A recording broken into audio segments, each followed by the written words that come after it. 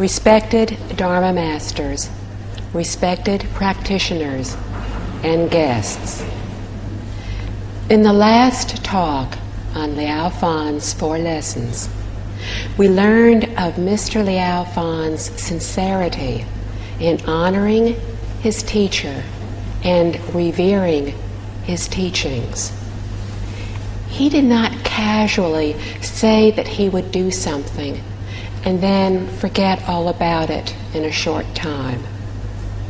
Instead, he had the rare ability to immediately understand and believe everything the Master told him.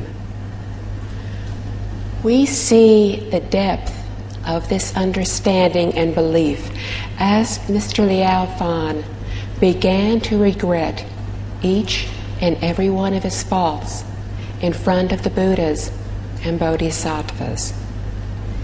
In essence, he asked them to be his witness. When we are truly intelligent and wise, we will let others know of our faults.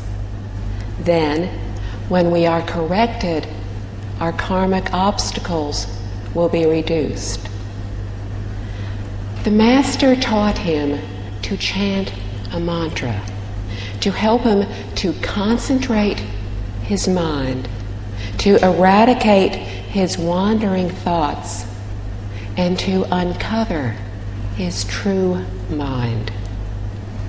The goal to attain purity of mind remains the same whether we are reciting sutras, chanting mantras, or chanting a Buddha's name. What is important is that we choose the method that is right for us. If we cultivate sincerely and diligently, then we will be able to end our erroneous ways, practice kind deeds, and cultivate purity of mind. In due time, whatever we seek will be attained.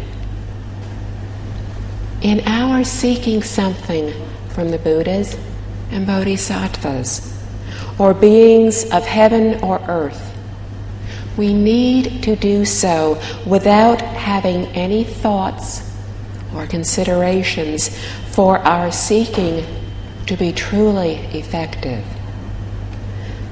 To achieve this, our mind needs to be truly pure, without any wandering thoughts. This is the mind of sincerity, purity, and respect. Only when we appeal to the Buddhas and Bodhisattvas using our mind of utmost sincerity will we attain what we wish for.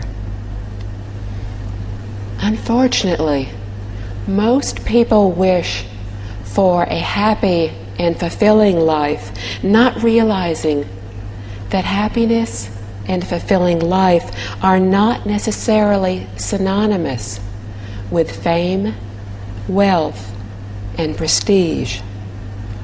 Therefore, we need to understand that when we wish to create our destiny, we need to be able to accord with sentient beings and to be joyful over the meritorious deeds of others. Only in this way will our lives truly be happy and fulfilling.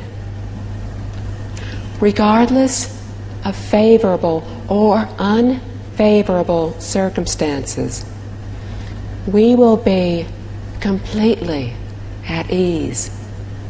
Everything will become clear and logical. We will have good fortune and attain ultimate liberation. This is true living. True happiness is not achievable without great knowledge and our actual efforts in our practice. Actual learning and practice are true knowledge. Reaching achievement is returning to our original state. It is to reveal our original self-nature, which is not the state of an ordinary being. This is true happiness. It is to be filled with the Dharma joy, to truly abandon suffering for happiness. It is what awakened people seek. Only when we become awakened will we be able to settle our minds, and only then will we be able to create our destiny. In the last talk on creating and changing destiny, I spoke of the precept against the consumption of intoxicants. There is also another precept against the consumption of the 5 pungent vegetables of onions, green onions, chives, garlic, and leeks. The Buddha prohibited the consumption of these 5 vegetables to discourage people from consuming them, and he especially prohibited the use of garlic. Why? The Surangama Sutra explains that purity of mind is of utmost importance in our cultivation. However, if we have not yet reached a certain level of achievement, our intake of both food and drink can adversely affect our purity of mind. Once we have achieved a certain level, we will be in control of our minds, able to control our environment. Then there will be no hindrances. But until then, our minds are still influenced by the environment. So if we can have these 5 pungent vegetables, we will no longer be in control of that environment. The Buddha told us that when we eat these 5 vegetables, it can increase our irritability when we consume them raw. To eat them cooked can increase our hormone production. So there are many reasons why the Buddha set up these precepts. In other words, whether we eat these raw or cooked, they are forbidden because they can adversely affect us, increasing our afflictions.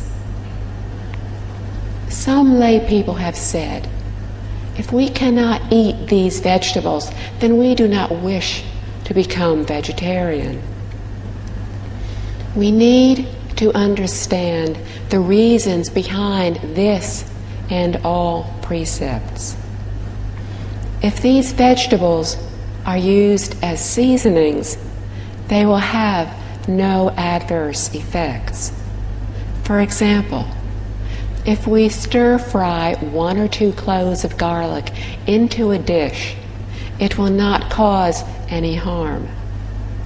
Thus, when we understand the reasoning, we will see that Buddhism is very logical and very flexible. There are exceptions to strictly observing the precepts, even after receiving them, that enable us to introduce Buddhism to others. Therefore, at certain functions, we need to behave wisely, to adapt ourselves to the current circumstances, and to make use of the opportunity to introduce Buddhism to others. It is an unimaginably rare opportunity for them to hear of these teachings. During drinks and at mealtime, we can explain to them the great truths of Buddhism, to plant the good root. This is a rare educational opportunity not to be wasted. From the text. It took me more than 10 years to complete the 10,000 meritorious deeds I had vowed to do. I was unable to dedicate the merits from these good deeds at a temple until I returned to my hometown in the south a few years later. At that time, I had the opportunity to ask 2 monks to dedicate them for me. End quote. It took Mr. Liao Fan more than 10 years to fulfill his vow. Because he had a post with the army that required traveling, he did not have a chance to dedicate the merits. It was not until the year after he had fulfilled his vow to accomplish the good deeds that he had the opportunity, the chance to do so. He engaged the services of several monks at a temple to dedicate the merits on his behalf after having completely fulfilled his vow to accomplish the good deeds. Upon making his pledge, he had written to gods or to spirits to express his sincerity and earnestness in turning over a new leaf and in accumulating merits and virtues. Upon completion of his 3,000 meritorious deeds, he dedicated them to repay an obligation and for the fulfillment of his wish. From the text. Then I made my second wish, and that was for a son. I vowed to complete another 3,000 meritorious good deeds. A few years later, your mother gave birth to you and named you Tianqi. End quote. Mr. Liao Fan had not been destined to have a son, but having wished for one, found his wish was fulfilled. Proper seeking will enhance the gain. He attained his wish due to correct seeking and cultivation. Mr. Liao Fan had pledged to complete 3,000 more good deeds, but before he had completed them, his wife had given birth to their first son, Tianqi. From this, we can see that if we truly and sincerely wish for something, it will come true. Of course, although he had gained a son before completing his pledge of the 3,000 good deeds, he would honor it. It was the same as what had happened previously. He took the imperial examination, but before he could fulfill his pledge, he came in first when he had been destined to come in third. This is to be in correspondence, and this is truly inconceivable. from the text. Every time I performed a good deed, I would record it in a book. Your mother, who could not read or write, would use a goose feather dipped in ink and make a red circle on the calendar for every good deed that she did. Sometimes she gave food to the poor, or bought living creatures from the marketplace and freed them in the wild. She recorded all of these with her red circles on the calendar. At times, she could accumulate more than 10 red circles in one day. End quote. Mr. Liao Fan's wife would buy animals in the marketplace and then set them free. When we have the heart to free captured creatures, we need to be careful not to be deceived. Many people who wanted to free animals would go to the market and buy them there.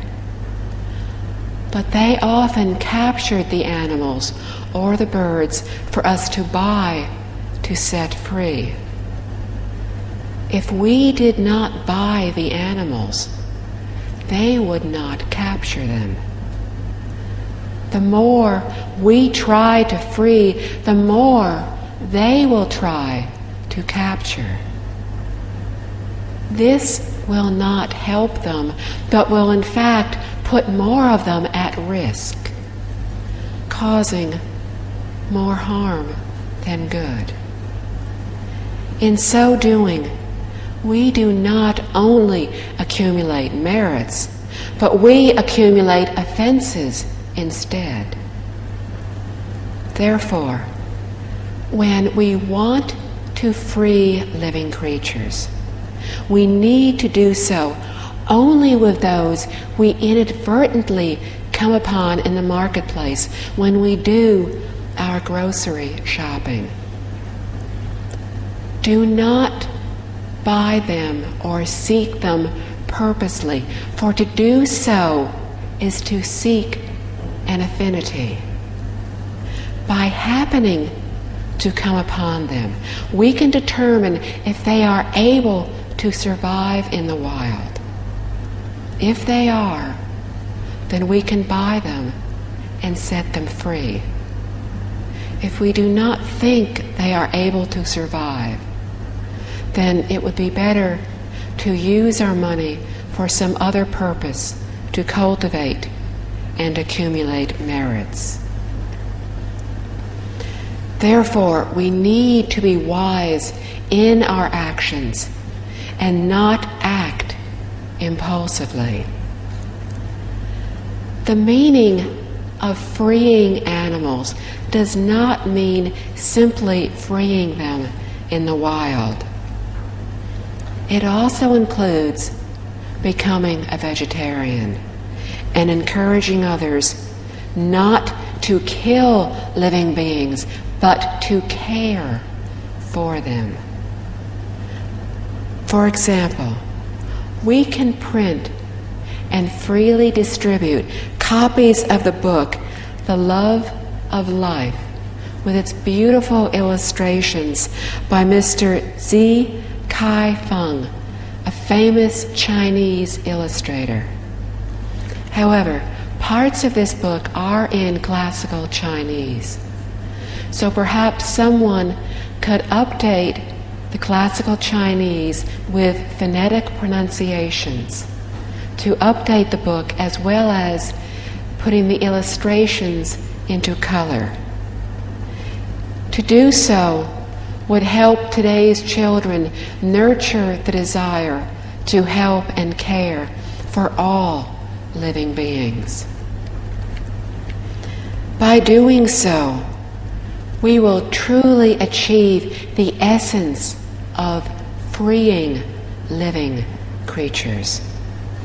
we need to understand the spirit, the profound meaning behind what we are taught, and not just follow something to the letter of what is said. As for the practice of giving, there are many kinds, including that of wealth, teaching, and fearlessness, each with their own inconceivably vast and profound meanings. Both Mr. Liao Fan and his wife had refrained from wrongdoing and practiced good deeds. They were accomplishing their goal much faster than they had accomplished previously. In the past, they were sometimes unable to accomplish one good deed in one day, but took several days to do so. Thus, it took 10 years to complete 10,000 meritorious deeds. With 3,650 days in 10 years, accomplishing one good deed a day means there were over 600 days when they were unable to accomplish one single good deed. But now they were able to accomplish 10 good deeds in one day. A vast improvement over before. It is very difficult to turn over a new leaf, but they had the perseverance and the patience to do so. Without the willpower, the determination, it is not easy to eradicate our bad habits and faults. And this is the reason why many of us regress more than we progress on the path to enlightenment. From the book. Every day we practiced like this, and in 4 years, the 3,000 meritorious deeds were completed. Again, I made the dedications, this time in our home.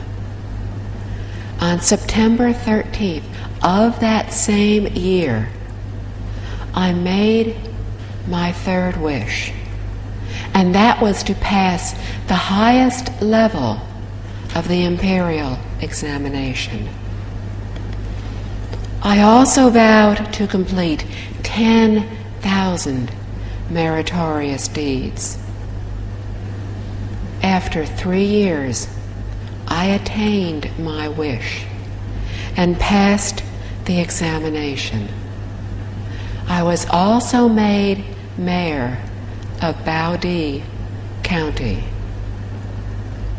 End quote.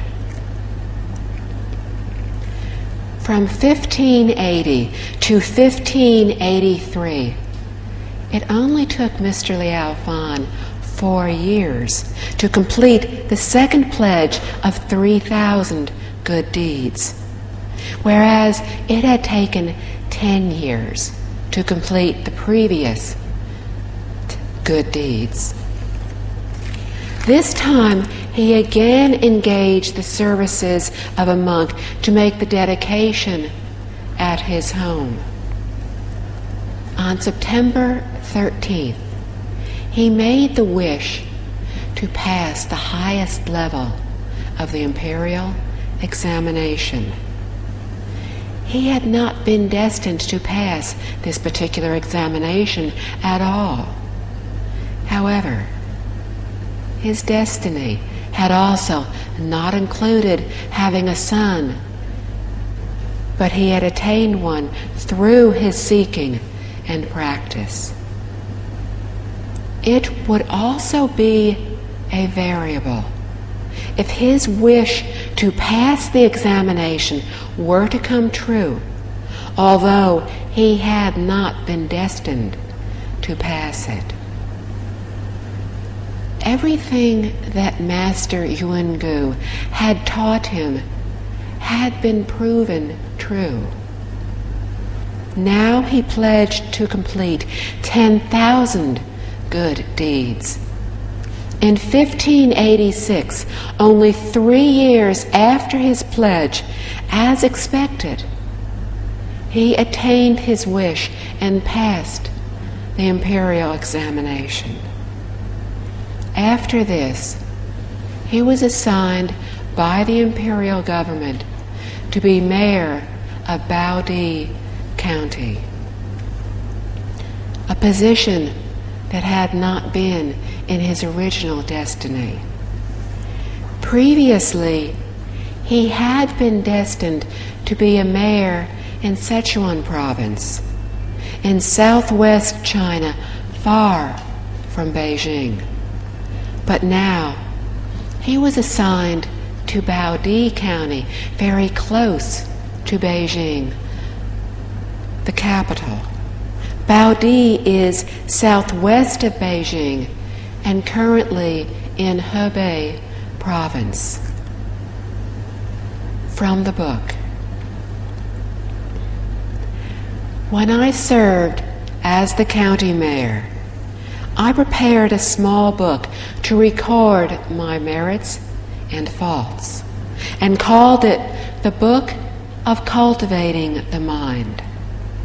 From then on, every morning when I started to work in my office, my servant would bring the book and have the guard place it on my desk.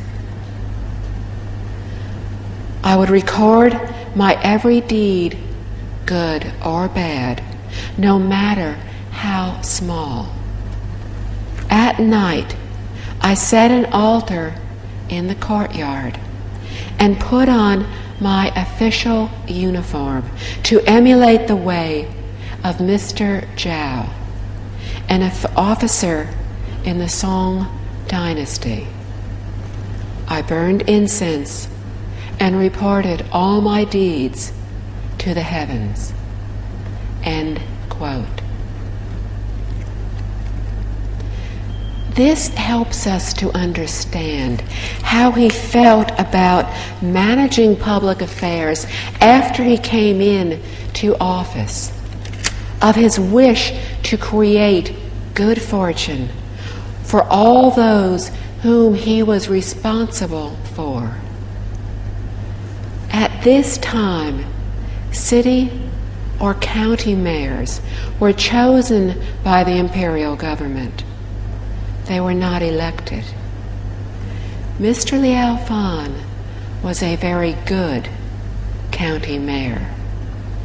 He refrained from any wrongdoing, cultivated good deeds, and accumulated merits and virtues.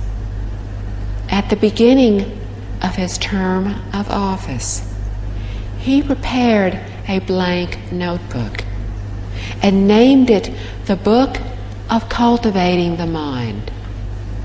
He used it every day to record his deeds, good or bad, so that he could be watchful over them and thus learn how to discipline his mind. Every day, Mr. Liao Fan handled public affairs and served as an interrogator in the judicial system. This is unlike today, where the judicial and legislative departments are separated. In ancient China, the mayor managed both judicial and legislative cases. He carried the notebook with him wherever he went. When on duty, it would be placed on his office desk. Whatever good or bad things he did, big or small, he faithfully recorded them to see when he would be able to fulfill his pledge of 10,000 meritorious deeds. At night, he would go out into the garden and set up an incense altar.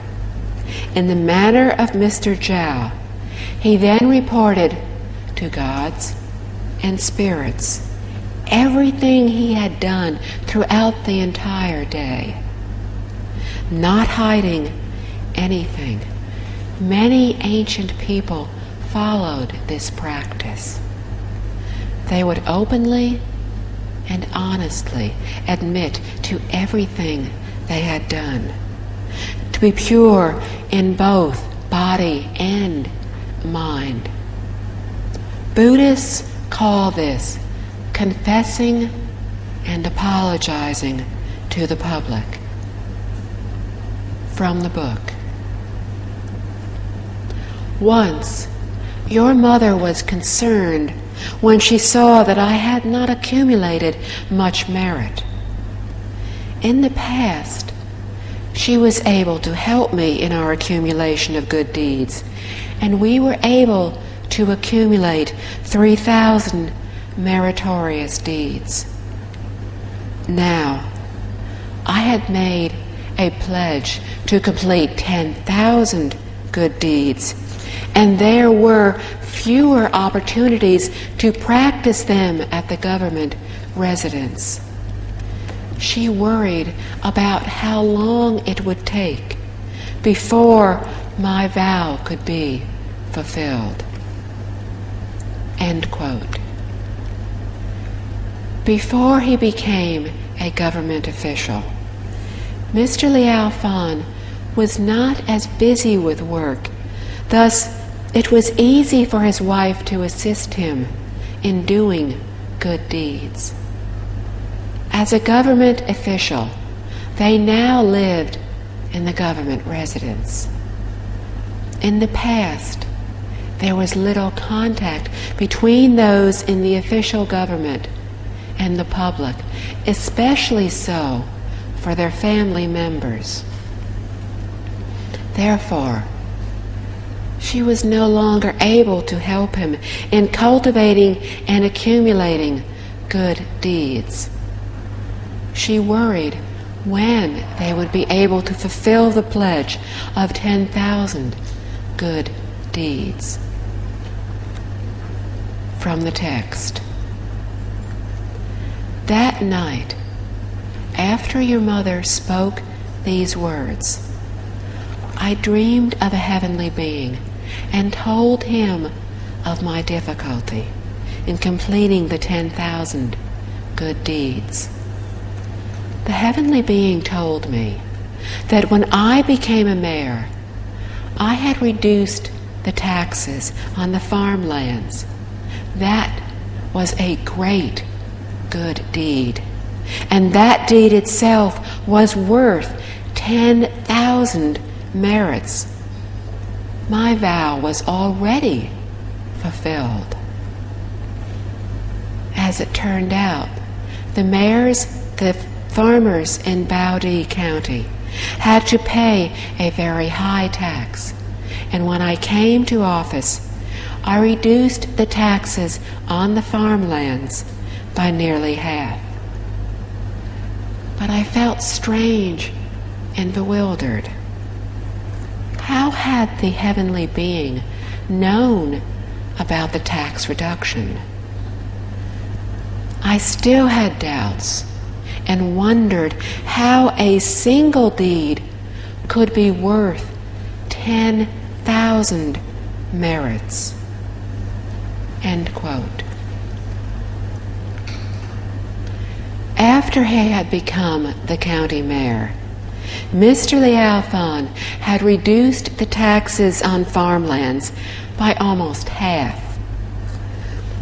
But he did not understand how a heavenly being could have known about this. Could it really have happened?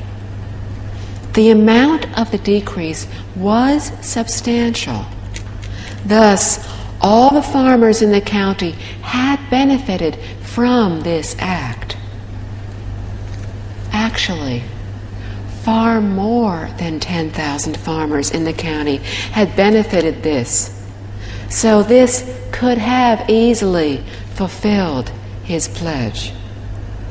However, he was uncomfortable for two reasons.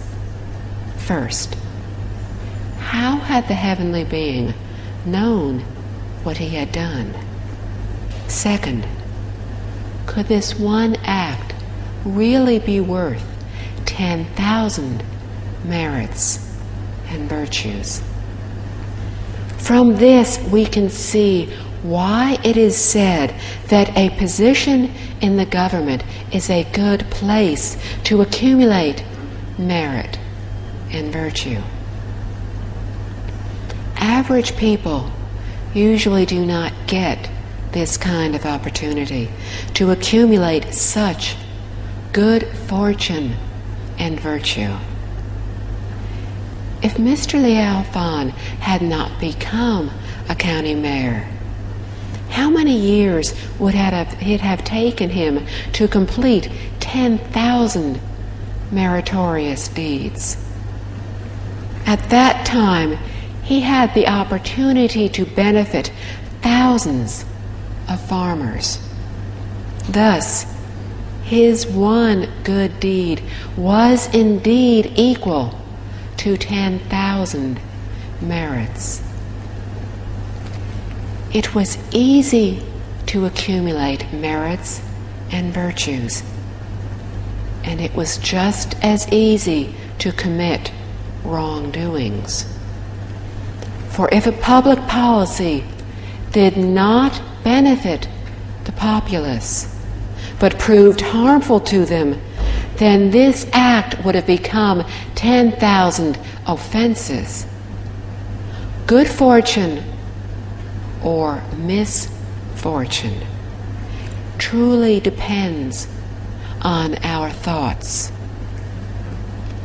The higher our position, the greater the possibilities for creating good fortune or misfortune.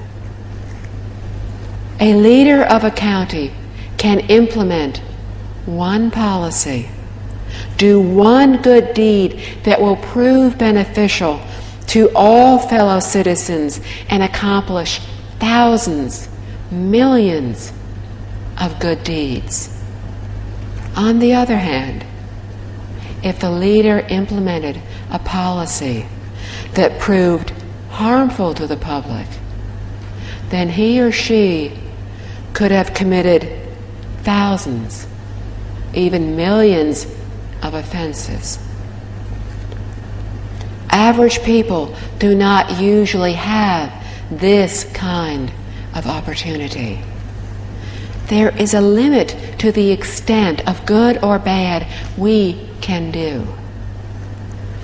If we hold the position and the status, and thus have the opportunity, we would do well to be cautious in our every action. By cultivating good deeds, we will have a bright future. To do otherwise will ensure that we will fall into the three bad realms. Why? The results from our actions are more extensive and inclusive compared to those of average citizens. From the text. Coincidentally, the Zen master, Xuan Yu, was traveling from Wutai Mountain and stopped in Baodi. I invited him to the government residence, told him of my dream, and asked him whether it was believable. Master Xuan Yu said, "If one does a good deed with such a true and sincere heart, without expectation of reward, then one good deed can indeed be worth the merits of 10,000 good deeds. Besides, your act of reducing the taxes in this county benefits more than 10,000 people. You have relieved the suffering of heavy taxes on all these farmers. The good fortune you will gain from this act will surely be great. End quote. Not long after he had his dream, by chance, he met the Zen master, Huan Yu, from Utai 5 Plateau Mountain, and asked him about what had happened. He wanted to know if it was indeed possible. It would be wonderful if something like this was really possible. If it was true that the pledge of 10,000 good deeds had already been accomplished. If it was not true, then he would continue to gradually accomplish the 10,000 good deeds. Master Huan Yu told him that yes, one good deed done with a heart of sincerity can indeed be worth the merits from 10,000 good deeds. This principle, to cultivate one is to cultivate all, was explained in the Flower Adornment Sutra. It is the learning and cultivation of non-hindrance. Why? Everything arises from our self-nature. If the cultivation corresponds with the self-nature, then it can be regarded as cultivating all. If we do good deeds not from our self-nature, but because we are seeking, then we will receive only what we seek and nothing more. If we seek from the self-nature, then not only will we attain what we seek, but we will also gain infinite benefits. What is the nature of the mind? An example which is easy to understand is called purity of mind in the Pure Land School. When our minds are pure, all of our deeds will be kind, will be good. Then we will accumulate far more than just 10,000 meritorious deeds. Amitabha is a name of millions of virtues. As we gradually come to understand the true reality, we will realize that what Master Oe said was logical, that Amitabha encompasses all of the infinite ways of practice. He said, how would we know that if we were able to be mindful of Buddha Amitabha, then we would understand all of the wisdom of the great Buddhist canon.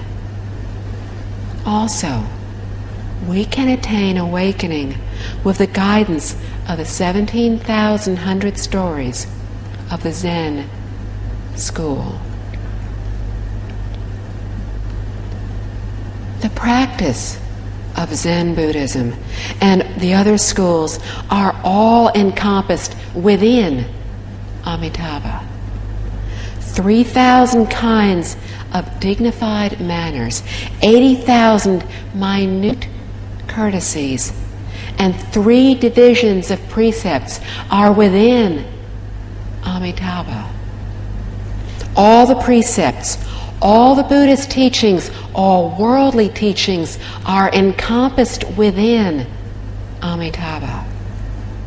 All methods, all ways of practice are within this name, for one is all. All is one. However, many people do not yet understand this. When we have achieved purity of mind, then we will have perfectly achieved innumerable methods. There are still many people who do not yet know the infinite methods, the infinite advantages found in the name Amitabha. When we give rise to thoughts, all Buddhas, all Bodhisattvas, all spirits of heaven and earth instantly know them. This one thought arises from our true nature. The true mind has no limits, has no boundary. When we do even the slightest good deed, if it corresponds with the true mind, then no matter how small, it is still infinite. Mr. Liao Fan has yet to reach this level of understanding, has not yet reached this state of mind. He had only benefited the public from the aspect of phenomena. When we do a good deed with a heart of sincerity, then this deed can indeed be worth the merits of 10,000. This is the principle. He told Mr. Liao Fan that yes, indeed, his act of reducing the taxes in this county had relieved the suffering of heavy taxes on all the farmers, and had indeed benefited more than 10,000 people. However, Mr. Liao Fan had yet to understand this, as his completion of the 10,000 good deeds was done from the phenomena aspect.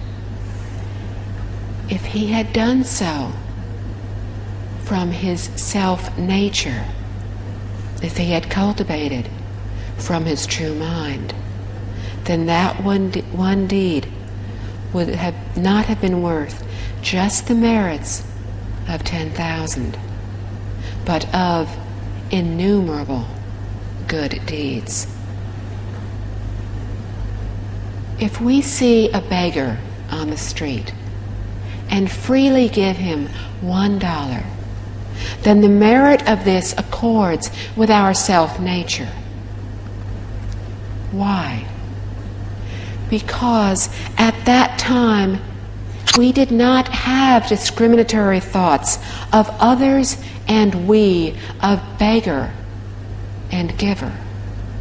We did not differentiate between receiver and giver. We were not attached. In this way, the merits from giving $1 are infinite, for they are the uncovering of our virtuous nature. The merit from giving millions of dollars may be less than that of $1 sincerely given. Why? We have given this money from our 8 consciousness minds. This mind has discriminatory thoughts, has attachments. It is limited, and therefore we are unable to break through this obstruction. However, when we act from our true mind and donate just $1, but have neither discriminatory thoughts nor attachments, then the merit is as boundless as the infinite universe. The reason why our merits cannot compare with those of Buddhas and Bodhisattvas is because of the differences in our minds, the differences in our intentions. The environment changes according to our minds. We, as ordinary people, are very narrow-minded. No matter how much good fortune or merit we cultivate, we will always be bound by our discriminatory thoughts and attachments. These thoughts and attachments no longer bind Buddhas and Bodhisattvas. Even when they perform a small deed, their merits are infinite. In understanding this principle, our every thought will be perfect, and our merits and virtues will be infinite. Mr. Liao Fan could not even yet imagine this state of mind. So he practiced from the aspect of phenomena and benefited only 10,000 people. From the text. Upon hearing his words, I was overwhelmed with gratitude and immediately gave all my savings for him to take back to Utai Mountain. I asked the master to use the money for a food offering for 10,000 monks and to dedicate the merits for me. End quote. It was rare to see a person like Mr. Liao Fan who would, without having to think it over, give his savings to the Utai way places to provide meals for 10,000 monks. Usually, when laypersons wished to be generous, they would donate money for meals for 1,000 monks and nuns. But Mr. Liao Fan wanted to do so for 10,000 to fulfill his great vow of 10,000 deeds. During the Ming and Qing dynasties, Buddhism flourished. Thousands of monks and nuns lived on the 4 great mountains in China. The 10,000 who lived on Utai Mountain was actually not an especially large number. The mountain with the most people was Putal, with around 30 to 40,000 monks and nuns. And there were over 10,000 monks and nuns living on Amei and Jiuhua Mountain. These mountains symbolized Great Conduct Bodhisattva and Earth Treasure Bodhisattva, respectively. Mr. Yu explained in his commentary that someone who makes such a quick decision to give generously without the slightest thought of reluctance or miserliness will gain infinite good fortune in return. This generous giving, without the slightest doubt, showed that Mr. Liao Fan was an honest official, not at all corrupt. How much money could he have? He gave all of his savings to provide food for 10,000 people.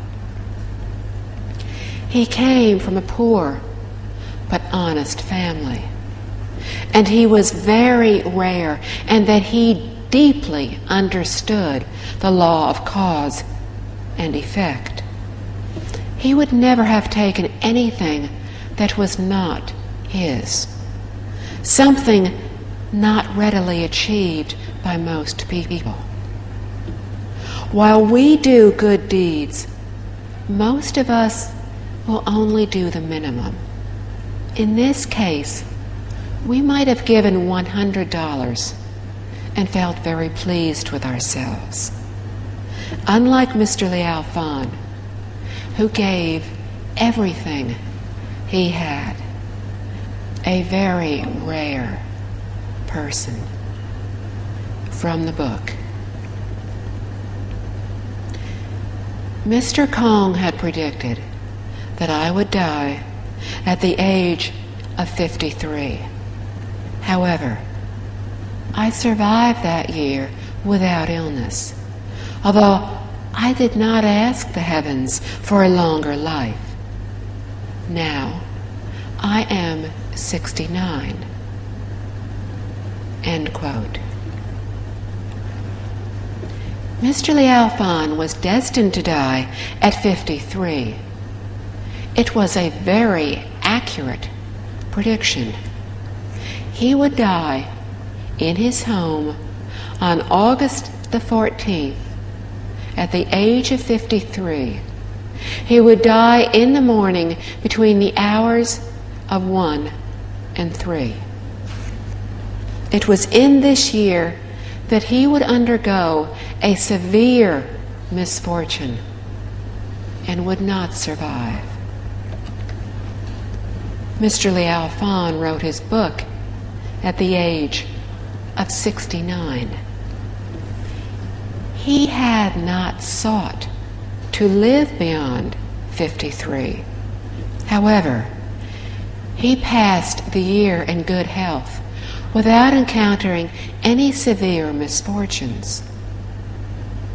It is obvious that the issue of birth and death, of long life, is of utmost importance in our lives. If long life can be sought, what is there that we cannot seek? Without long life, it would be difficult to seek attainment and enjoyment of fame, wealth, prestige, and children. This seeking has to be done properly, in accordance with the teachings. It has to be done from our mind, from our heart of utmost sincerity. In this way, there is nothing that cannot be attained. If we were to seek from the outside, as Master Yuan Gu had said, then we would lose both inside and outside. There is nothing that cannot be attained. Whether we are Buddhists seeking good fortune, or Chinese seeking good fortune, long lives, and children. Indeed, we can seek to attain more good fortune and even longer life, more children and grandchildren. Nothing is unattainable. We have seen that Mr. Liao Fan gained good fortune, long life, and children to totally surpass the constant in his destiny. These were what he gained through cultivation, because these were not destined. from the book. The book of history explains that destiny exists, but it is difficult to be believed by most people because it is very changeable. End quote. The book of history is one of the 5 classics. The others are the book of songs, the book of changes, the book of rites, and the spring-autumn annals.